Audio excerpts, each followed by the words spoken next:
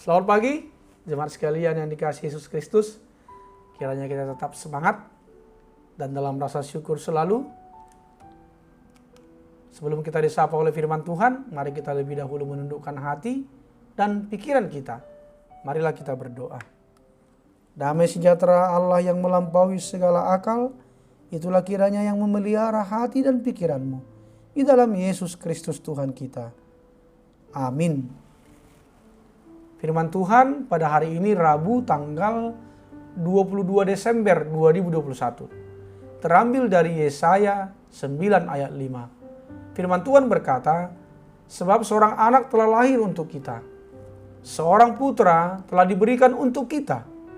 Lambang pemerintahan ada di atas bahunya. Dan namanya disebutkan orang Penasihat ajaib, Allah yang perkasa, Bapa yang kekal, Raja damai. Dalam bahasa Batak dikatakan, Ainunga tubuh dihita sada poso-poso, dilegon tu hita sada anak, papetu abarana do sogot harajaun, jala bahenun na gowarna, si partahi halongangan, si ulubalang ni debata, amasa leleng ni lelengna, Raja ni hadameon. Demikian bunyi firman Tuhan. Topik menggantungkan iman dan pengharapan hanya kepada Yesus Kristus. Jemaat Kristus yang saya kasihi, di negara-negara barat ada satu tradisi unik saat Natal, yaitu anak-anak kecil akan menggantungkan kaos kaki di dekat tungku perapian. Anak-anak itu berharap agar Sinterklas yang biasanya turun lewat cerobong asap akan mengisi kaos kaki itu dengan sejumlah hadiah kejutan. Beberapa anak yang kreatif akan membuat kaos kaki ukuran extra large agar bisa menampung hadiah yang lebih banyak dari Sinterklas. Sebenarnya tradisi menggantung kaos kaki itu memiliki makna agar setiap orang menggantungkan sebuah pengharapan di hari Natal. Kedatangan Sang Mesias itu sendiri sebenarnya merupakan pengharapan bagi bangsa Israel sejak lama. Khususnya ketika Nabi Yesaya menubuatkannya seperti yang tertulis dalam Yesaya 9. Berita nubuatan tentang kedatangan Mesias itu datang di saat bangsa Israel berada dalam titik nadir dalam sejarah. Mereka sedang menghadapi penyerbuan Asyur dan banyak bangsa lain yang membuat Israel menjadi terhimpit, suram, dan tidak lagi berpengharapan. Dalam nubuatan itu telah disampaikan melalui Nabi Yesaya bahwa akan lahir seorang anak yang akan disebut sebagai Penasihat ajaib, Allah yang perkasa, Bapa yang kekal, Raja damai. Nubuatan digenapi dalam perjanjian baru dengan lahirnya Yesus ke dunia ini.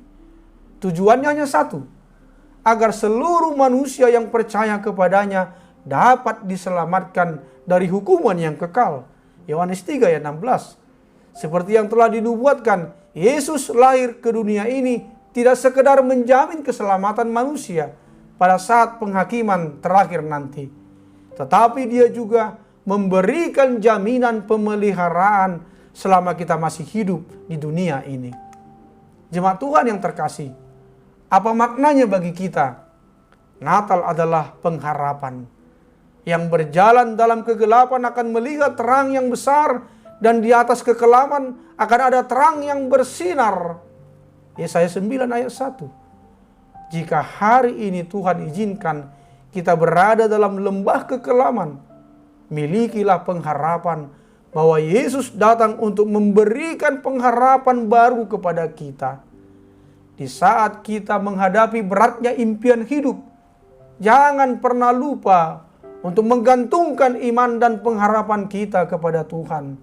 Percayalah bahwa Tuhan tidak akan pernah lupa akan janji-janjinya. Bahkan setelah ratusan tahun berlalu sekalipun, kelahiran Yesus menggenapi apa yang pernah dinubuatkan oleh Nabi Yesaya 740 tahun sebelumnya. Apapun keadaan kita saat ini, jangan pernah berhenti berharap. Sebab pengharapan di dalam Yesus tak akan sia-sia. Jika di malam Natal pernah ada tradisi anak-anak kecil akan menggantungkan kaus kakinya agar diisi oleh Sinterklas, pengharapan apa yang kita gantungkan kepada Tuhan di Natal tahun ini? Amin. Marilah kita berdoa. Terima kasih ya Bapa atas firman-Mu. Ajari dan ingatkanlah kami supaya terus mau menggantungkan harapan kami sepenuhnya kepadamu saja. Kami percaya di dalam Tuhan pengharapan kami tidak akan sia-sia. Ya Bapa, berkatilah yang berulang tahun hari ini. Sembuhkanlah yang sakit dan juga yang terkena virus COVID-19. Hiburkanlah yang sedih dan kuatkanlah yang lemah. Berikanlah apa yang menjadi kerinduan di hati kami setiap pribadi dan keluarga. Hanya di dalam nama Tuhan Yesus Kristus kami telah berdoa. Amin.